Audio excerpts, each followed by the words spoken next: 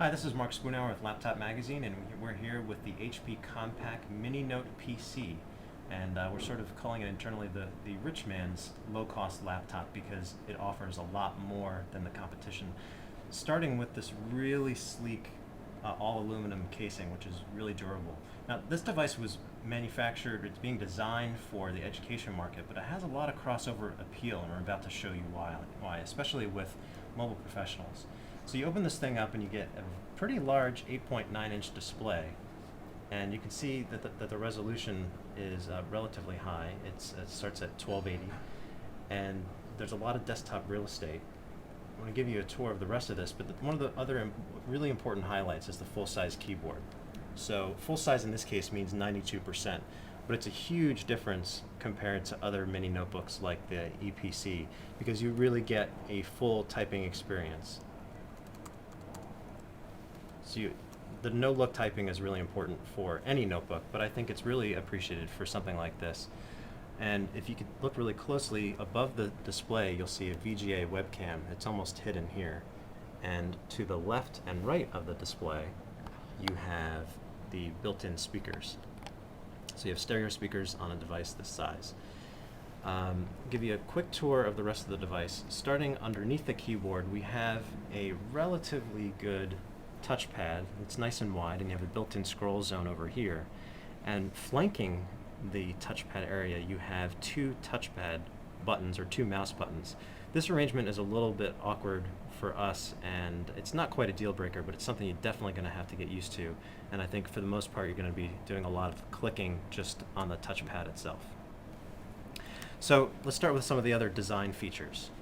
So on the left-hand side, you have a VGA port, which is good for hooking up to a full-size display or presentations if you're giving PowerPoints on the road. See a little fan here. We did notice that in our tests so far that the bottom of the unit gets a little bit warm, but not disturbingly so.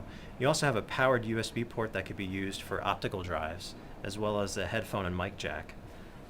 Up front, you have two pretty cool lit buttons. One is for power, one is for toggling the Wi-Fi connection, and in terms of wireless, you have 802.11 ABG Wi-Fi as well as Bluetooth, but you have Bluetooth for the higher end model, and ours starts at this particular configuration is a pretty steep 749, but we'll go through the specs in a little bit. On the right hand side is another really welcome feature. You have a express card slot that you can add a mobile broadband card in, so this could be a really nice machine for bloggers as well as anyone that wants to do work on the road and doesn't want to hunt for a hotspot. You also have an SD card slot, which is really nice for swapping in pictures from your digital camera. The second USB port over here, Ethernet, and power.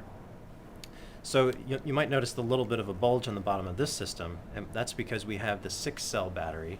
The standard battery is 3-cell, but with the 6-cell you're going to get 4 hours of battery life, which isn't a lot, but so for us this is sort of a necessary option that people should be splurging for. We're going to try to get final pricing on that later. So that's it for the physical design. One other thing that's kind of cool is that the keyboard itself has a DuraKey finish, which means that over time, even if you're pounding on this a lot, there won't be a lot in the way of wear and tear.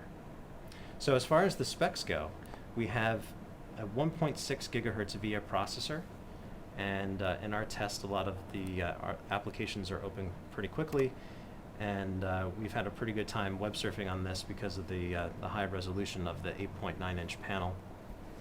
You also get, with this particular configuration, a 120 gigabyte hard drive running at 7,200 RPMs, which for us is a little bit of overkill. We would definitely go with maybe the same size running at 5,400 RPMs, or maybe even a smaller size, just so you can save on price, but also battery life, because again, you're getting 4 hours here. We have to complete our test, but definitely don't necessarily need 7,200 RPMs on a system that's really meant more for content delivery as opposed to content creation.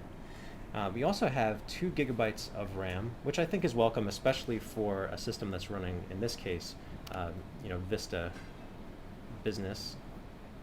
But there are going to be other options for operating systems. You're going to have Vista Basic at the low end on the Windows side, but there's also going to be a $499 configuration of this particular system that's going to be running Linux. The trade-off there for that system, even though you're getting a really affordable cost in the range of the EPC, you're gonna be saddled with 4 gigabytes of RAM. A 4 gigabyte SSD drive.